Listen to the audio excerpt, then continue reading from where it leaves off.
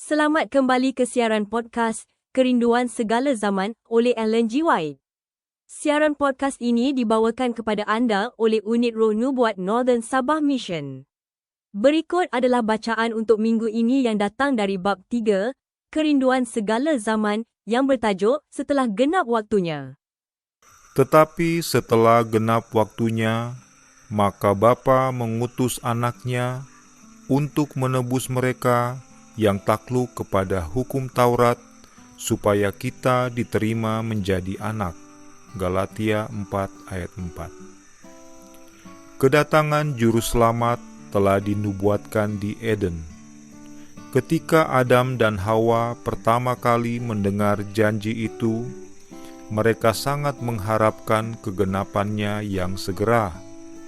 Mereka menyambut anak sulung mereka dengan segala sukacita, mengharap bahwa mungkin dialah pelepas itu. Akan tetapi kegenapan janji itu bertangguh. Orang-orang yang mula-mula menerimanya meninggal dunia dengan tidak melihat kegenapan janji tersebut. Sejak zaman Henokh, janji itu diulang-ulangi dengan perantaraan nenek moyang dan nabi-nabi yang selalu menghidupkan harapan akan kedatangannya, namun ia tidak kunjung datang. Nubuatan Daniel menyatakan waktu kedatangannya, tetapi tidak semua orang menafsirkan kabar itu dengan benar. Abad demi abad lalu dan lenyap. Suara nabi-nabi berhenti. Tangan penindas menekan Israel dengan berat, dan banyak orang yang sudah bersedia mengatakan, sudah lama berselang, tetapi satu penglihatan pun tak jadi. Yeskiel 12 ayat 22. Akan tetapi, seperti bintang-bintang di angkasa luas lepas menuruti peredarannya masing-masing, demikianlah maksud-maksud Bapa tidak pernah mengenal gesa atau kelambatan. Dengan lambang-lambang kegelapan besar dan dapur api yang penuh asap, Bapa telah menyatakan kepada Abraham perhambaan Israel di Mesir, dan telah menegaskan bahwa masa tinggal mereka harus penuh 400 tahun lamanya. Dan sesudah itu ia berfirman, mereka akan keluar dengan membawa harta benda yang banyak. Kejadian 15 ayat 14. Terhadap firman tersebut, segenap kuasa kerajaan Firaun yang megah itu berjuang dengan sia-sia. Pada hari itu juga, sebagaimana yang telah ditentukan oleh janji ilahi, keluarlah segala pasukan Tuhan dari tanah Mesir. Keluaran 12 ayat 41. Demikianlah dalam musyawarah di surga, jam kedatangan Kristus sudah ditentukan. Manakala jam besar itu menunjuk kepada waktu tersebut, maka Yesus pun lahir di Betlehem. Tetapi setelah genap waktunya, maka Tuhan mengutus anaknya. Bapa telah menuntun segala gerakan bangsa-bangsa dan dorongan hati serta pengaruh umat manusia, hingga dunia sedia menyambut kedatangan pelepas itu. Bangsa-bangsa bersatu di bawah satu pemerintahan. Satu bahasa umum digunakan, yang di mana-mana terkenal sebagai bahasa kesusastraan. Dari semua negeri orang-orang Yahudi yang tercerai-berai datang berhimpun di Yerusalem untuk menghadiri pesta-pesta tahunan. Ketika mereka pulang ke tempat mereka masing-masing, mereka dapat menyiarkan ke seluruh dunia berita tentang kedatangan Mesias. Pada waktu ini, sistem agama kekafiran sudah kehilangan pegangannya di antara orang banyak. Orang sudah bosan dengan pertunjukan-pertunjukan ajaib dan dongeng-dongeng. Mereka merindukan suatu agama yang dapat memuaskan hati. Sementara terang kebenaran nampak sudah seolah-olah hilang, lenyap dari antara manusia, masih ada jiwa-jiwa yang mencari terang dan yang penuh kebingungan dan duka cita. Mereka merasa haus akan pengetahuan tentang Bapa yang hidup, serta suatu jaminan hidup di seberang kubur. Karena bangsa Yahudi telah meninggalkan Tuhan, iman sudah makin pudar, dan pengharapan telah hampir berhenti menerangi masa depan. Perkataan nabi-nabi tidak dimengerti. Bagi khalayak ramai, kematian adalah suatu rahasia yang mengerikan. Di seberang kematian itu tidak ada kepastian, hanya kegelapan belaka. Bukan saja ratap tangis ibu-ibu Bethlehem, tetapi juga jeritan hati manusia umumnya yang telah menjadi beban kepada seorang nabi berabad-abad yang lalu. Suara yang terdengar di Rama, tangis dan ratap yang amat sedih. Rahel menangisi anak-anaknya, dan ia tidak mau dihibur, sebab mereka tidak ada lagi. Matius 2 ayat 18. Di negeri yang dinaungi maut, manusia duduk dengan tiada terhiburkan. Dengan mata yang rindu, mereka menanti-nantikan kedatangan pelepas itu. Bila mana kegelapan akan dilenyapkan dan rahasia masa depan kelak dijelaskan. Di luar bangsa Yahudi, ada orang-orang yang meramalkan datangnya seorang guru ilahi. Orang-orang ini mencari kebenaran, dan kepada mereka itu ilham dikaruniakan. Seorang demi seorang, laksana bintang-bintang di langit yang gelap gulita, guru-guru serupa itu telah muncul. Perkataan nubuatan mereka telah menghidupkan harapan di dalam hati ribuan orang di dunia kafir. Beratus-ratus tahun lamanya, Alkitab telah diterjemahkan ke dalam bahasa Yunani. Kemudian ramai dipercakapkan orang di seluruh kerajaan Romawi. Orang-orang Yahudi tercerai-berai di mana-mana, dan harapan mereka akan kedatangan Mesias itu sedikit banyak diharapkan juga oleh orang-orang kafir. Di antara orang-orang yang disebut kafir oleh orang Yahudi, ada orang-orang yang mempunyai pengertian yang lebih baik tentang nubuatan-nubuatan Alkitab mengenai Mesias daripada guru-guru di Israel. Ada di antara mereka itu yang mengharapkan kedatangannya sebagai seorang pelepas dari dosa. Ahli-ahli filsafat berusaha mempelajari rahasia peraturan-peraturan keagamaan Ibrani, tetapi kedegilan orang-orang Yahudi merintangi tersebarnya terang itu.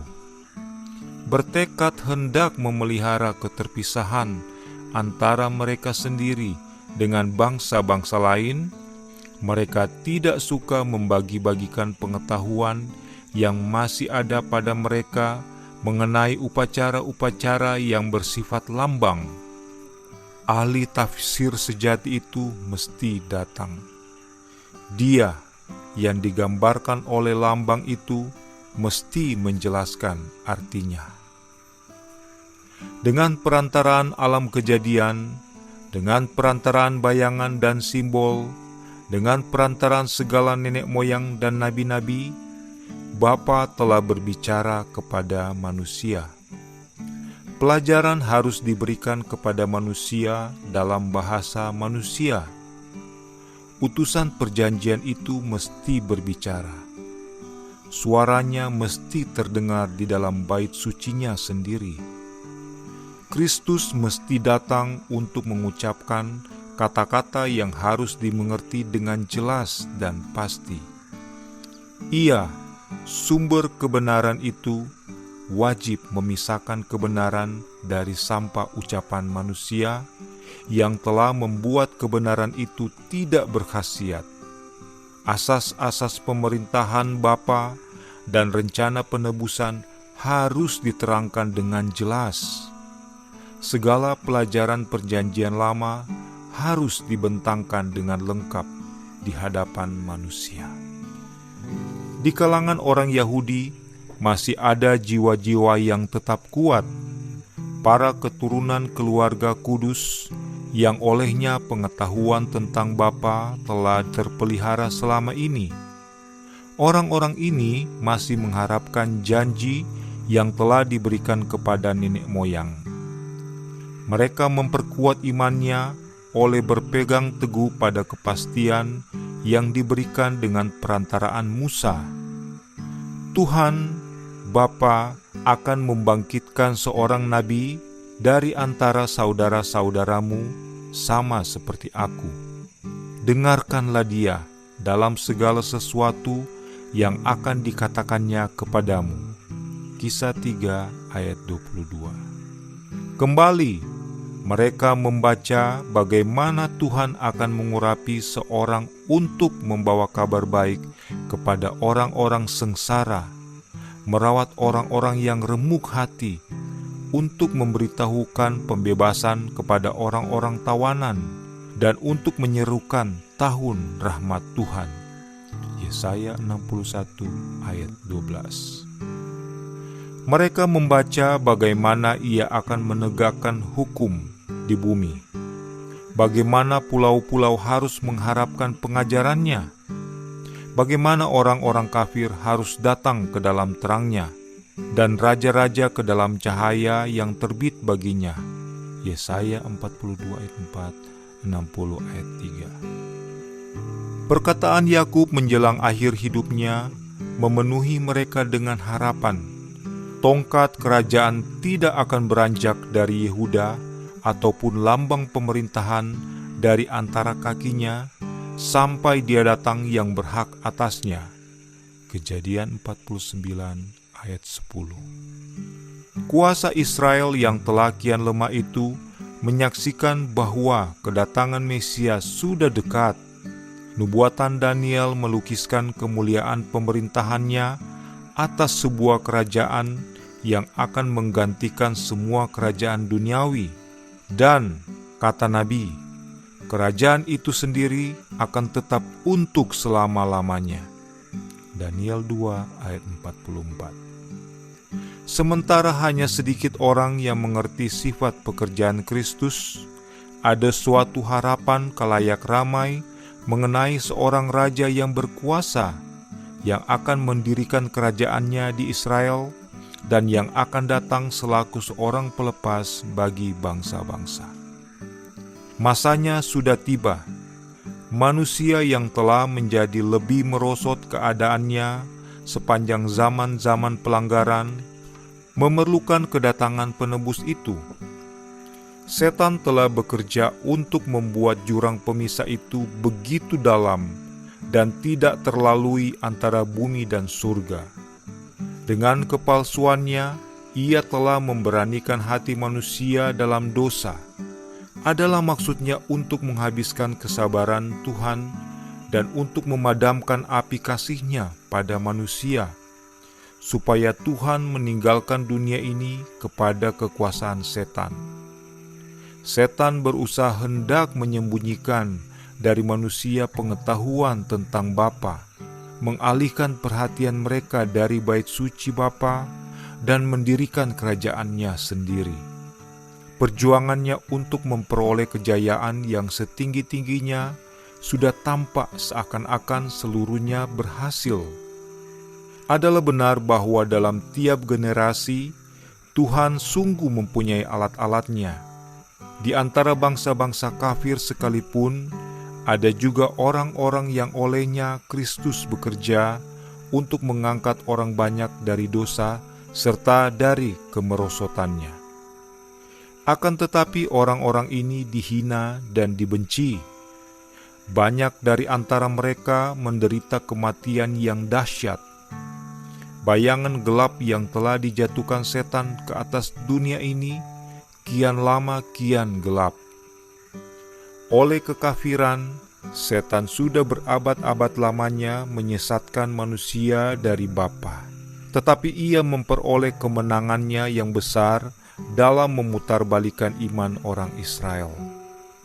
Oleh memikir-mikirkan serta mendewakan pendapat mereka sendiri, bangsa-bangsa kafir itu telah kehilangan pengetahuan tentang Bapa dan telah menjadi kian lama kian rusak. Demikian pula halnya dengan Israel. Asas yang mengatakan bahwa manusia dapat menyelamatkan dirinya oleh jasa-jasanya sendiri menjadi dasar setiap agama kafir. Asas tersebut kini sudah menjadi asas agama Yahudi. Setanlah yang telah menanamkan asas ini. Di mana saja asas tersebut dipegang, manusia tidak mempunyai penghalang terhadap dosa. Kabar keselamatan disampaikan kepada manusia dengan perantaraan alat-alat manusia. Akan tetapi orang Yahudi berusaha hendak memonopoli kebenaran, yaitu hidup yang kekal. Mereka menimbun mana yang hidup, dan mana itu menjadi busuk. Agama yang mereka coba tahan bagi mereka sendiri menjadi suatu pelanggaran.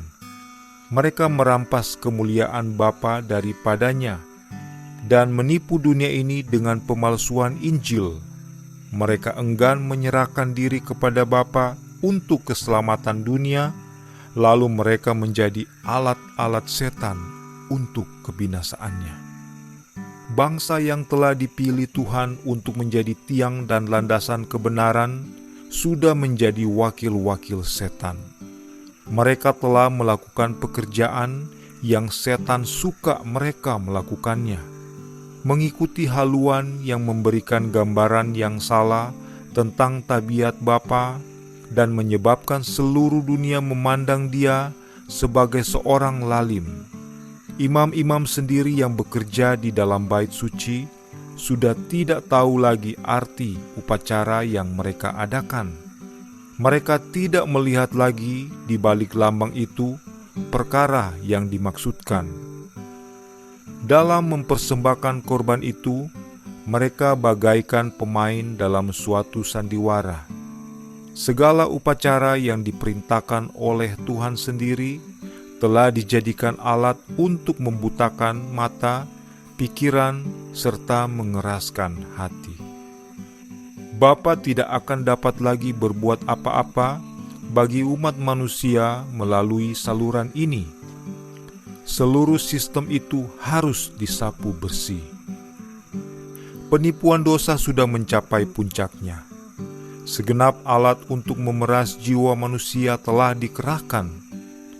Anak Bapa yang memandang dunia ini melihat penderitaan dan kemelaratan.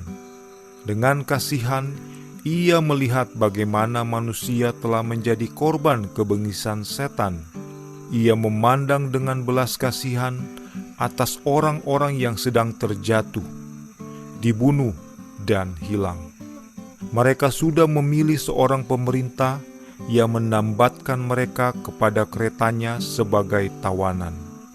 Dalam keadaan bingung serta tertipu, mereka bergerak maju dalam barisan yang diliputi suasana yang suram menuju kebinasaan yang kekal, menuju maut yang dalamnya tidak ada harapan akan kehidupan, menuju malam di mana tidak ada pagi datang. Alat-alat setan dipersatukan dengan manusia. Tubuh manusia yang dijadikan bagi tempat kediaman Tuhan sudah menjadi tempat kediaman roh-roh jahat. Panca indera, urat saraf, hawa nafsu, anggota-anggota tubuh manusia dikerahkan oleh alat-alat gaib dalam pemanjaan nafsu yang paling hina. Meterai roh-roh jahat sendiri telah dibubuhkan atas wajah manusia. Wajah manusia membayangkan roman muka bala tentara iblis yang sudah merasuki mereka itu. Demikianlah pemandangan yang dilihat oleh penebus dunia ini.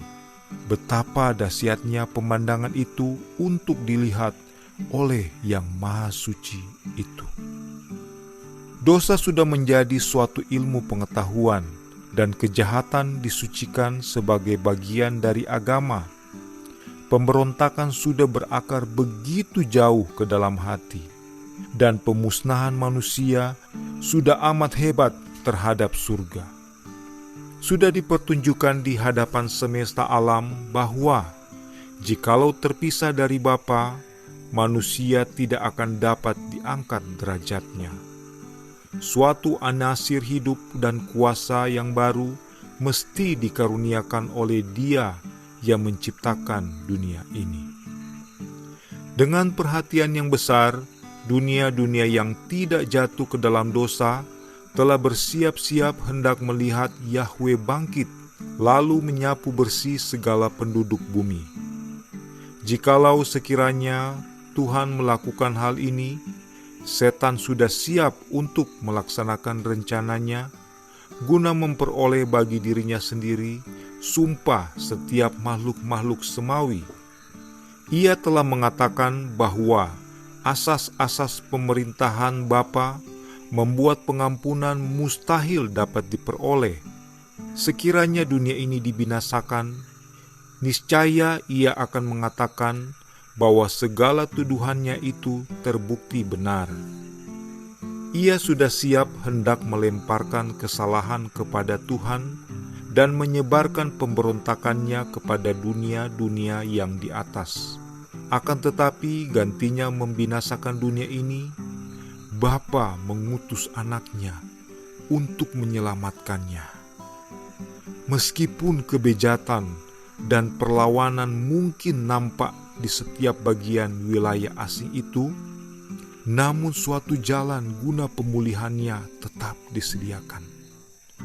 Tepat pada masa krisis, tatkala setan tampaknya hampir memperoleh kemenangan, Anak Bapa datang membawa rahmat ilahi.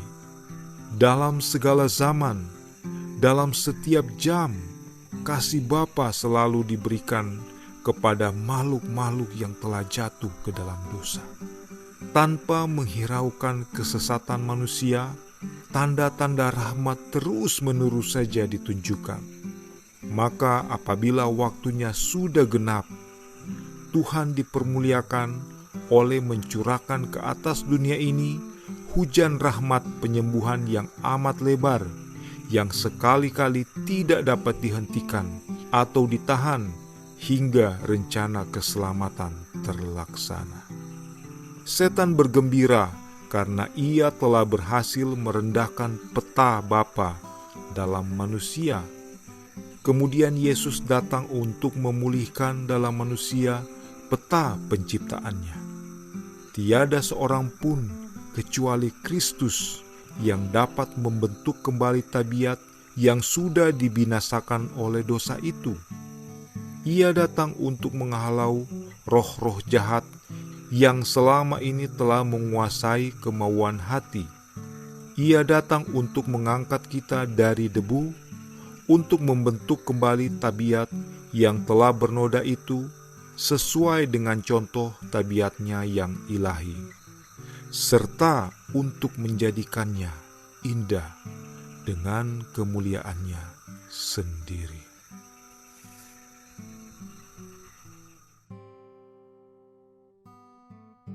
Terima kasih kerana telah mengikuti bacaan untuk minggu ini yang datang dari bab 3, Kerinduan Segala Zaman, yang bertajuk Setelah Genap Waktunya.